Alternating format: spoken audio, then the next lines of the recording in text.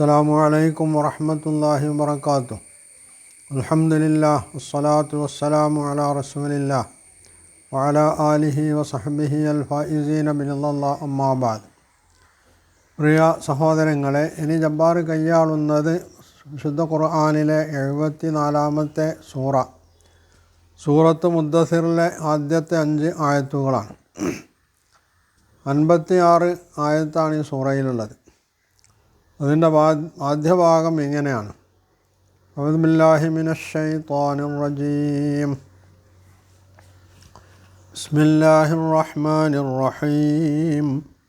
യാ അയ്യുഹൽ മുദ്ദസ്സിർ ഖും ഫഅൻദിർ വറബ്ബക ഫകബ്ബിർ വസിയാബക ഫതഹിർ വറുജ്സ ഫഹ്ജുർ. ഈ 5 ആയത്തുകൾ ഇത് അവതരിച്ചിട്ടുള്ള പശ്ചാത്തലം, നബി സല്ലല്ലാഹു അലൈഹി വസല്ലമ ആദ്യത്തെ വഹി സൂറത്ത് അലക്കിൻ്റെ ആദ്യത്തെ 5 ആയത്ത് കിട്ടിയതിന് ശേഷം പിന്നീട് ഒരിക്കൽ കൂടി ഹിറാ ഗുഹയിൽ പോകുന്നുണ്ട്. ഗുഹയിൽ കുറച്ച് താമസിച്ച് അവിടെ നിന്ന് നബി സല്ലല്ലാഹു അലൈഹി വസല്ലം ഇറങ്ങിപ്പോരാണ്. ഇറങ്ങി വരുമ്പോൾ വീട്ടിലേക്കുള്ള വഴിയിൽ നബി സല്ലല്ലാഹു അലൈഹി വസല്ലമക്ക് വഹി നിലച്ചതിലുള്ള പ്രയാസമുണ്ട്.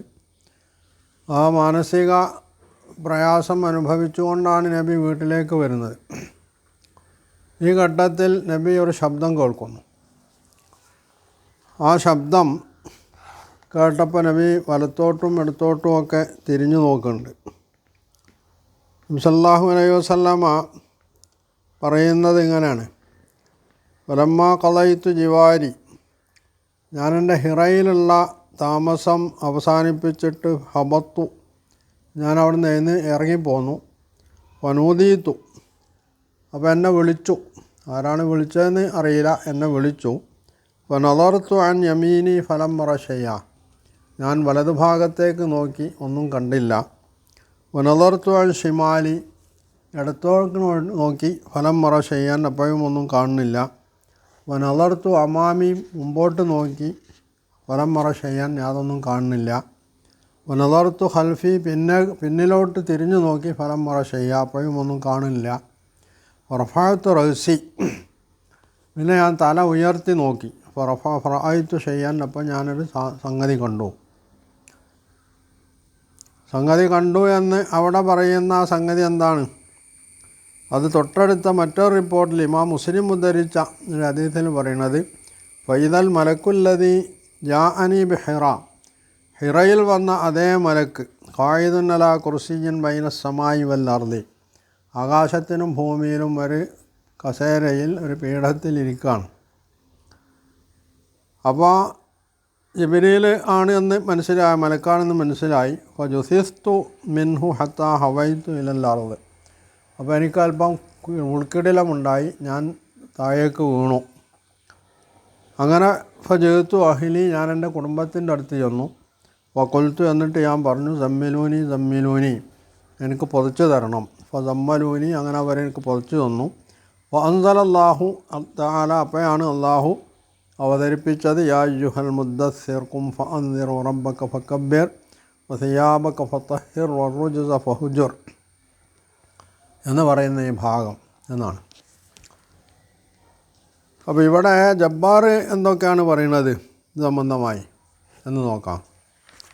ജബ്ബാർ പറയണത്, ഒന്ന്, ഖുർആനിൻ്റെ ക്രോഡീകരണം ഒരു മാനദണ്ഡവും ഇല്ലാതെയാണ്. ഒരു ഗ്രന്ഥത്തിൻ്റെ ക്രോഡീകരണത്തിന് ആരാണ് മാനദണ്ഡം നിശ്ചയിക്കേണ്ടത്? അത് ഗ്രന്ഥകാരനാണോ അതോ മറ്റു വല്ലവരുമാണോ? ഇവിടെ ഖുർആനിന് അതെങ്ങനെ ക്രോഡീകരിക്കണം എന്നുള്ളത് അള്ളാഹു അതിനൊരു മാനദണ്ഡം നിശ്ചയിച്ചിട്ടുണ്ട്. ആ മാനദണ്ഡം എന്ന് പറയുന്നത്, ഖുർആന് ഒരു ശാസ്ത്രഗ്രന്ഥമല്ല, ഒരു ചരിത്ര ഗ്രന്ഥമല്ല, അതുപോലുള്ള മറ്റ് രീതിയിലുള്ള ഒരു ഗ്രന്ഥവുമല്ല. അത് ഒരു പ്രബോധനവുമായിട്ട് ബന്ധപ്പെട്ടൊരു ഗ്രന്ഥമാണ്.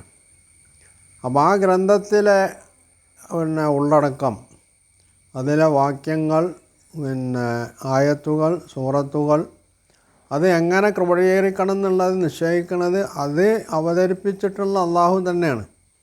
ആ അള്ളാഹു അവൻ്റെ നിശ്ചയമനുസരിച്ച് അത് ജിബ്രീൽ വഴി നബി സല്ലല്ലാഹു അലൈഹി വസല്ലമയെ അറിയിക്കുകയും അതനുസരിച്ച് നബി സല്ലല്ലാഹു അലൈഹി വസല്ലം അത് സ്വയം ഉൾക്കൊള്ളുകയും തൻ്റെ ശിഷ്യന്മാരെ പഠിപ്പിക്കുകയും ചെയ്തിട്ടുള്ളത്. ആ ക്രമം അനുസരിച്ചാണ് വിശുദ്ധ ഖുർആൻ ക്രോഡീകരിക്കപ്പെട്ടിട്ടുള്ളത്.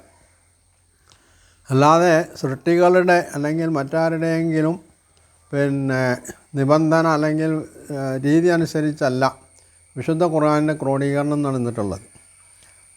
അതുകൊണ്ട് തന്നെ അതിന് ക്രോഡീകരണ രീതിയില്ല, അല്ലെങ്കിൽ അതിന് ശാസ്ത്രീയമായ ക്രോഡീകരണം ഇല്ല എന്നൊക്കെ പറയുന്നതിലൊരർത്ഥമില്ല. അല്ലെങ്കിൽ ഈ ശാസ്ത്രീയത എന്ന് പറഞ്ഞാൽ എന്താണ്?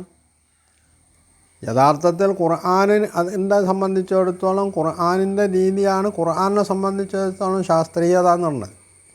കാരണം ഖുർആനിൽ പറഞ്ഞ എല്ലാ കാര്യവും അതിൻ്റെ ക്രമം കാലഗണന അനുസരിച്ച് ജബ്ബാർ പറയുന്ന ക്രോണോളജി അനുസരിച്ചാണ് അത് ക്രമീകരിച്ചിരുന്നതെങ്കിൽ അതൊരു പ്രബോധന ഗ്രന്ഥം എന്ന അർത്ഥത്തിൽ വായിക്കാൻ കഴിയില്ല. മാത്രമല്ല അവിടെ അതിലുള്ള ആവർത്തനങ്ങൾ അങ്ങനെ വരുമ്പോൾ വിരസത ഉണ്ടാക്കുകയില്ല. ഇന്ന് ഖുർആൻ ഇപ്പോൾ ഉള്ള രീതി അനുസരിച്ച് അതിൻ്റെ അതിൻ്റെ ആവർത്തനം ഒരിക്കലും തന്നെ ഒരു വിരസത ഉണ്ടാക്കുന്ന ആവർത്തനമല്ല എന്ന് മാത്രമല്ല, അത് അത്യാകർഷവും കൂടിയാണ് എന്നുള്ളതാണ് ഖുർആനുമായി ബന്ധപ്പെട്ട് പഠിച്ചിട്ടുള്ള ആളുകൾ എല്ലാവരും അംഗീകരിച്ചിട്ടുള്ള സംഗതി. ജബ്ബാറിനെ സംബന്ധിച്ചിടത്തോളം ഖുർആനിൽ വിശ്വാസമില്ലാത്തത് കൊണ്ട് ഖുർആനിനെ ഏത് നിലക്കും പല്ലും നഖവും ഉപയോഗിച്ച് എതിർക്കണം, പരാജയപ്പെടുത്തണം എന്നുള്ളത് കൊണ്ട്. കാരണം ഇസ്ലാം എന്ന് പറഞ്ഞൊരു വിഷവൃക്ഷമാണെന്നാണ് ജബ്ബാർ ഖുർആനിൻ്റെ ഉത്ഭവം എന്ന ജബ്ബാറിൻ്റെ പ്രസംഗത്തിൻ്റെ 1ാമത്തെ എപ്പിസോഡിൽ പറഞ്ഞിട്ടുള്ളത്. അപ്പോൾ ഇത് ഏതെങ്കിലും നിലക്ക് നശിപ്പിക്കണം എന്നുള്ള ഒരു ഉദ്ദേശത്തോടു കൂടിയാണ് ജബ്ബാർ ഇറങ്ങി തിരിച്ചിട്ടുള്ളത്. മുസ്ലിങ്ങളെ മാറ്റുക എന്നുള്ള ജബ്ബാർ ധാർമ്മിക ബാധ്യതയായിട്ട് ഏറ്റെടുത്തിട്ടുമുണ്ട്. അപ്പോൾ വിഷമൃക്ഷമായതുകൊണ്ട് അതിനെ നശിപ്പിക്കണം, എന്നിട്ട് അതിൽ നിന്ന് മുസ്ലിങ്ങളെ മാറ്റണം. അതിനുവേണ്ടിയാണ് ജബ്ബാർ പണിയെടുത്തുകൊണ്ടിരിക്കുന്നത്. അതുകൊണ്ട് ജബ്ബാറിന് ഖുർആനിൻ്റെ ക്രമീകരണമൊന്നും ഇഷ്ടപ്പെടില്ല എന്നുള്ളത് ഉറപ്പാണ്. അതുകൊണ്ടാണ് ജബ്ബാർ അതിനെ വിമർശിച്ചുകൊണ്ടിരിക്കുന്നത്. പക്ഷേ യഥാർത്ഥത്തിൽ അതിലൊരർത്ഥമില്ല എന്നുള്ളതാണ്. കാരണം ഖുർആൻ അവതരിപ്പിച്ച അള്ളാഹു തന്നെയാണ് അതിൻ്റെ ക്രമീകരണം നിശ്ചയിച്ചിട്ടുള്ളതെന്നാണ്.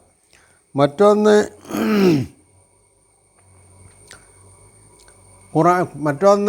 ജബ്ബാർ പറഞ്ഞത്, നബി സല്ലല്ലാഹു അലൈഹി വസല്ലമ അറേബ്യയിലുണ്ടായിരുന്ന കാഹിനുകൾ, ജ്യോത്സ്യന്മാരുടെ രീതിയാണ് ഇവിടെ സ്വീകരിച്ചിട്ടുള്ളതെന്നാണ്.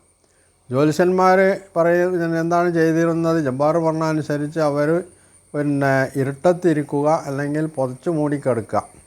അപ്പോൾ തങ്ങൾക്കെന്തോ വെളിപാടുണ്ടാവും. ഇതേ രീതിയാണ് നബി സല്ലല്ലാഹു അലൈഹി വസല്ലമ, അതായത് കാഹിനുകളുടെ ടെക്നോളജിയാണ് സ്വീകരിച്ചിട്ടുള്ളതെന്നാണ്. ഇവിടെ യഥാർത്ഥത്തിൽ സംഭവം എന്താണ്? ഇവിടെ നബി സല്ലല്ലാഹു അലൈഹി വസല്ലമ എനിക്ക് വഹി ഇറങ്ങട്ടെ എന്ന് വിചാരിച്ചിട്ട് പുതച്ച് മൂടി കിടക്കല്ല ചെയ്യണത്.